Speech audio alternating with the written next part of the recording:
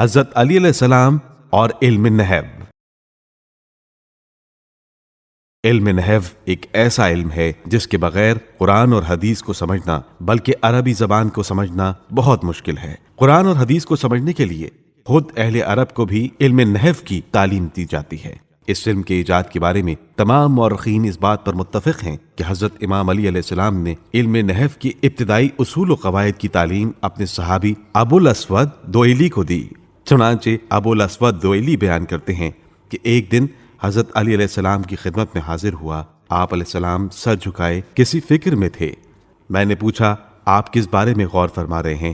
ارشاد فرمایا تمہارے اس شہر میں لوگوں کو اپنی زبان میں بہت سی غلطیاں کرتے دیکھتا ہوں، اس لیے ارادہ یہ ہے کہ ایک کتاب ایسی لکھوں جس میں عربی زبان کے قاعدے درج ہوں۔ میں نے عرض کیا اگر ایسا ہو جائے تو ہم لوگوں پر بڑا احسان ہوگا اور عربی زبان کی بقا ہو جائے گی۔ 3 دن کے بعد میں پھر حضرت علی علیہ السلام کی خدمت میں گیا تو آپ علیہ السلام نے مجھے ایک کاغذ دیا جس میں تحریر تھا الکلام کلہ اسم وفعل وحرف، فالاسم ما انبا عن المسمى، والفعل ما انبا عن حرکت المسمى، والحرف ما انبا عن معنى ليس باسم ولا فعل۔ کلام کی کل 3 قسمیں ہیں، اسم، فعل اور حرف۔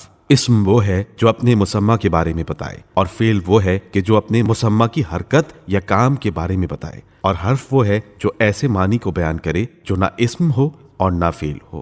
آپ علیہ السلام نے مجھ سے کہا کہ تم اس کام کو آگے بڑھاؤ اور جان لو کہ الاسماء ثلاثة ظاہر ومضمر وشيء ليس بظاہر ولا مضمر، وإنما يتفاصل العلماء في معرفة ما ليس بمضمر ولا ظاہر۔ اسما 3 ہیں، ظاہر، مضمر اور وہ جو نہ ظاہر ہے اور نہ مضمر ہے، اور یہ تفصیل علماء بیان کریں گے۔ جو نہ مضمر ہے اور نہ ظاہر ہے۔ اس کے بعد ابو الاسود دوئلی اسی طریقے پر کام کرتے اور اس کو پھیلاتے چلے گئے، اور جب انہوں نے اپنا نسخہ حضرت علی علیہ السلام کے سامنے پیش کیا تو آپ علیہ السلام نے فرمایا کہ تم نے لاکنہ کو اسم کو نصب دینے والے حروف میں کیوں نہیں ذکر کیا؟ ابو الاسود کہتے ہیں کہ اسے میں نے نواسب میں سے نہیں سمجھا۔ آپ علیہ السلام نے فرمایا کہ یہ نواسب میں سے ہیں، اس لیے اسے بھی ان میں پڑھا لو۔